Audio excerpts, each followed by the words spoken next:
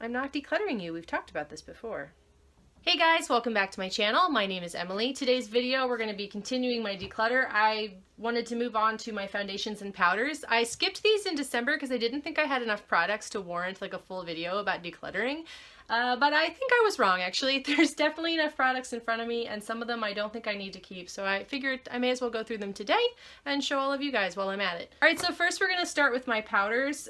One powder that's not here because I did actually just declutter it. I was trying to use the Urban Decay De-Slick Mattifying powder the other day and it actually smelled really weird. So I decided to take it out of the collection, but I was going to knock the product out and keep the compact as an extra mirror because it was a really pretty, sturdy, shiny purple compact. However, when I took the powder out, it sort of snapped the little tab on the outside of the compact, so now it doesn't shed anymore. So that just had to go in the garbage completely, so that was a bummer. But we have all of this stuff to go through instead, so let's start with this first. This is my Kat Von D Lock-It Setting Powder in Translucent. I'm actually project panning this, so I've just put the sticker on it to remind me. I've used about half of this in a year, so the goal is to try to use the rest of it this year. I do really like this powder. I think it's really good. I don't know if I have a lot to compare it to, but once I started using it, I really noticed a difference and I enjoy it a lot. It's very finely milled. Because it's translucent, it doesn't, make me look white in photographs. It's not like an HD powder, so I am definitely keeping this. However, I also have two mini sizes of this powder. I think one of them came in like a 500 point perk from Kat Von D, and the other one, I think if you spent like 25 bucks on Sephora, this was one of the samples that you could get, so it's another deluxe size. So it's two of the exact same thing. I don't technically need to keep this many samples of this powder. I mean, it's a good powder, and if I ran out of all of these, I would buy it again. I guess I will keep this one because it's little in case I need it for travel and I don't want to take the bigger one. And this one because it's sort of completely encased in plastic, so you can tell it's sanitary. I think this one I'll put in my donate pile. And then from these, we have this. This is my Kat Von D Lock-It Blotting Powder. This is in the shade Light. So they come in a couple of different shades. Fair actually looks like a pure white powder, and then there's a medium and then a deep, I think. I think the light works really well on my skin tone. I'm sort of a light to medium person as it is. So I think this stuff is great. It's really good. It's sort of airbrushing out your pores, getting rid of oil on your T-zone area, as you're going out through the day, but it doesn't really disrupt your makeup. Plus it also doesn't do a white cast either on your face. So I really love this thing. I also love the packaging. I think it's really cute. So this I do want to keep for sure. That lives in my purse most of the time anyway, so I don't need to store it in this drawer. This is where all the powders live. FYI, if you hear any piteous mewing, it's just a very sad cat who wishes that she could be in here, but she won't settle down. She just wants to walk back and forth in front of the camera. So we're going to leave her out of the room and we're going to continue on with what we're doing. So the next one is this. This is the Laura Mercier Loose Setting Powder in the shade Translucent. This is like a holy grail powder to so many people, especially on YouTube. But I've never actually tried it before. I picked up the sample like forever ago because everybody talks about this, but I've never actually opened it or used it. So I feel like I need to pull this in. I want to try it out and see if I like it. And I do want to keep it for that purpose. I have been really interested to try it out. Alright, next we have this. This is from Tarte. This is the Smooth Operator Amazonian Clay Finishing Powder. I guess this is sort of like a white powder. I never used this one either, so I haven't even pulled the little tab. It's like a loose powder I guess I'll use with a brush. I've never tried it. It came in a set with some other Tarte stuff that I do like. I've just figured, well, I'll keep it and I'll try it out. I've heard it's a good powder, plus the jar was really cute. I am easily amused by pretty packaging, but I haven't actually tried it. I don't know if I need to keep this, so let me think about that for a second. This is from Bare Minerals. This is the Pure Radiance powder. So can I even look at that? Oh, no, this one's never been opened either. It looks like a shimmery powder. So is that just going to make me shiny? Is it going to give me a fine glow? I mean, to be honest, if I'm going to do a glow, I'm going to use a highlighter, or I'm going to use like one of my liquid Becca's to mix in with my foundation. I don't think I'm actually going to use this. So I think I'm going to pass this on. I don't need that. Oh, and then we have two Makeup Forevers. This is the HD High Definition Pressed Powder. And it looks like this. It's basically a white powder. This one still smells normally. I was really worried after that Urban Decay smelled so weird. I didn't know what had happened. Yeah, so this is Microfinish pressed powder. I have to use this with a brush because it doesn't come with a velour pad. That was something that actually really irritated me when I bought this.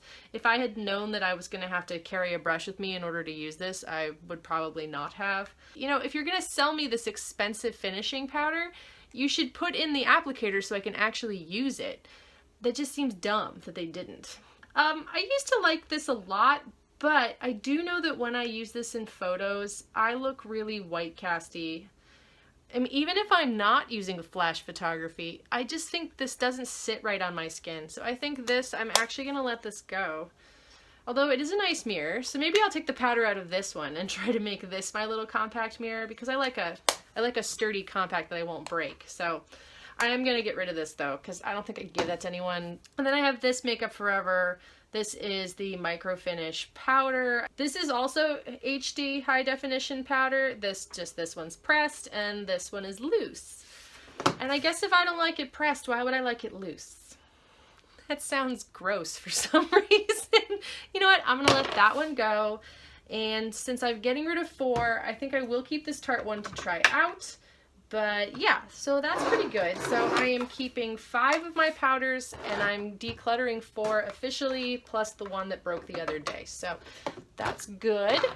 Let's move on to foundations. So starting with one end of the spectrum. So these are my tinted moisturizers and my BB creams. I actually just started using BB creams last year, but I really like them. This is just a tinted moisturizer though. This is the Tartegard 20. This is in light medium. I was using a sample of the medium kind that I don't know where I got it. Who knows? Probably Sephora, I would guess.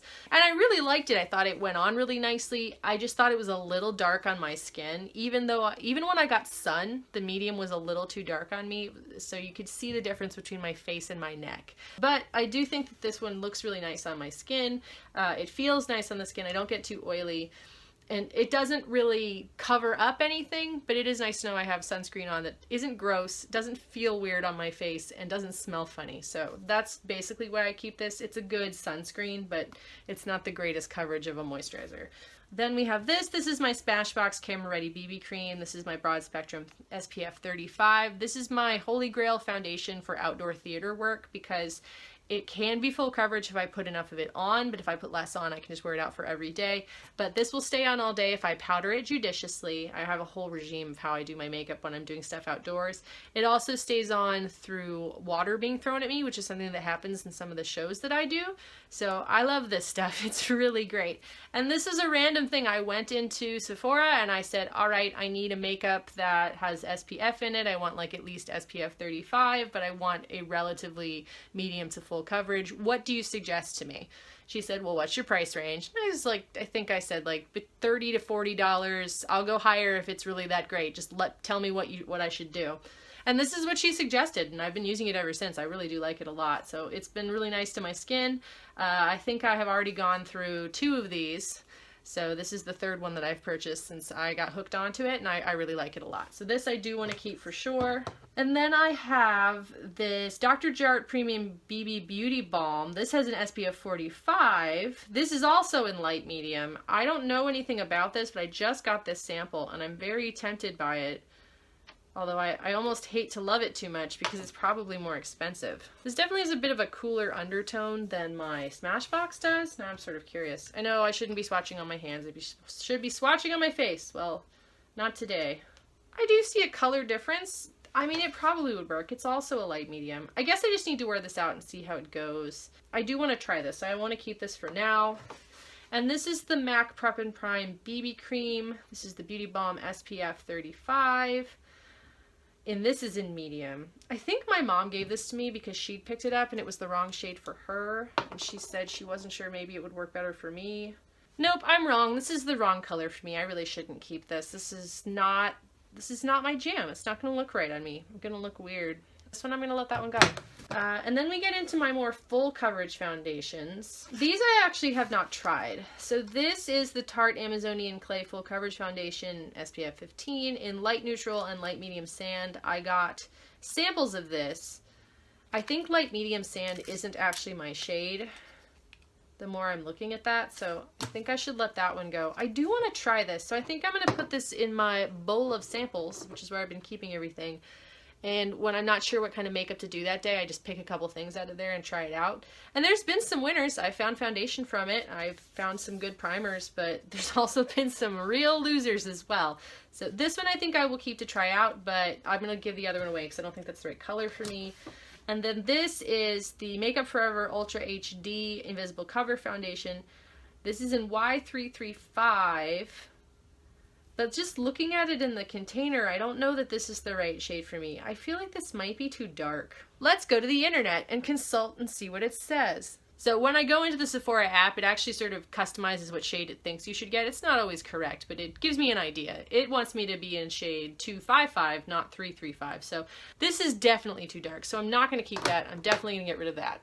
Then we have my Makeup Forever. This is my Matte Velvet Mattifying Foundation. I love this stuff. This is my holy grail for indoor theater. This is in the shade 35 Vanilla. Like, it's a really nice mattifying foundation that doesn't make me feel too dry, but it definitely keeps me from looking oily, and I don't look shiny when I'm on stage, but it's also good just for normal life. And if I ever want it to not look so mattifying, I just mix it with like the Becca Liquid Opal, and then it looks really good. So this I definitely want to keep. This is the Hourglass Vanish Seamless Finish Foundation Stick is the whole name of this.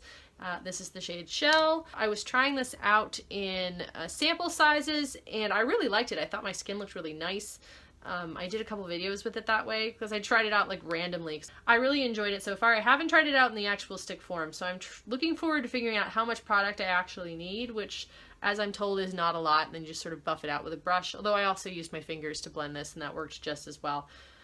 So we'll see how this goes. I'm excited to use it. My mom picked it up for me, so that I want to keep. And then we have my Fenty Beauty. I am in the shade 190. So this is the Pro Filt'r Soft Matte Longwear Foundation. Some people love this foundation. Some people hate this foundation. I find that when people wear it on YouTube, even if they hate it, their skin still looks great in the video. I guess you just can't see up close where it's going wrong. I have noticed that it will cling to dry patches of skin, but I don't generally have dry skin. I do right now because the winter is awful. When my skin is behaving like it normally does, this doesn't bother me at all. I do think I look really airbrushed. I don't need to use any setting powder at all because then it does look dry. It's basically put some moisturizer on, put this on, don't use too much, and just sort of let it sit for a few minutes before you add another product, and I think it looks really nice. I look almost artificially flawless. Sometimes that's what you're going for, so I like that. My husband hates this foundation. He thinks that I look uncanny when I'm using it, so if we're going on a date, I do not put this stuff on because he's not a big fan, but I do like it. I'm gonna keep it and use it up. Will I repurchase it later on? I may. We'll see how it goes. I do like it so far, although because it is a little difficult to work with, if I found another foundation that gave the same sort of airbrush look that wasn't quite so particular about how I treated it, I would probably get that, but I do like this, and I'm not sorry I bought it, so I want to keep that. And last we have this. This is the MAC Studio Fix Powder Plus Foundation. This is the first foundation that I bought when I became an adult and had to buy my own makeup. This was it. I had very oily skin, I had breakouts, I was self-conscious about how I looked. I didn't like liquid foundation at all. I thought that would just make me look gross and greasy and oilier than I am, so I went to the MAC store because I had moved to New York City to go to college, and I was like, that's the cool place to go. I'm going to go to the MAC store and I'm going to have them tell me what to do. And so they took me through everything and they said, well, let's try a powder foundation if you don't want a liquid one. So they gave me this, and I've been using it. I had been using it for years. I think I used this like 10 years. And I liked it. I did like it a lot. And it's not that I don't like it anymore, but I mean, I just haven't worn it recently. I assume that it's the correct shade for me, but I don't even know. Probably would work better now that I have a better idea of what in the world I'm doing, because I didn't know. So I do think I'm going to keep this for now. I had a ton of MAC makeup and I had a ton of Urban Decay because I was cool and edgy and I liked bright colors, and those stores catered to that. So it's not that I don't like those brands anymore, it's just I've sort of expanded outwardly and I encompass other things. Alright, so in the grand scheme of things, that's not so bad. I'm keeping 6 full-size foundation products. I'm keeping 2 samples to try out. I'm getting rid of 1 full size, and I'm getting rid of 2 samples that I think are going to be the wrong color for me. I'm keeping 5 of my powder products. and I'm getting rid of 4. So actually that's pretty good. In terms of a declutter, that's a significant chunk has been taken away. So I can't be upset about that. I'm glad to get some more stuff out of my room that I don't need, that I don't use, that somebody else can have. Because this is all unused, so if nobody takes this out of my friends, then those are going to be donated to a women's shelter. I'm betting somebody's going to be able to match this one though, because this is in medium. I have definitely enough friends who have a slightly darker skin tone than me that somebody's going to work with this. And as for this powder, I've kind of used it a whole bunch, so I may just knock the powder out and keep the compact for myself. Anyway, thank you so much for watching. If you're enjoying the content on this channel, please subscribe. If you've got a suggestion for a video that you'd like me to do, please put that in the comments below. I always appreciate that. I have a whole list of ideas of things I want to do, but if somebody feels really strongly, hey, I'm happy to take suggestions. Anyway, I hope you all have a great night, and I'll see you soon. Bye!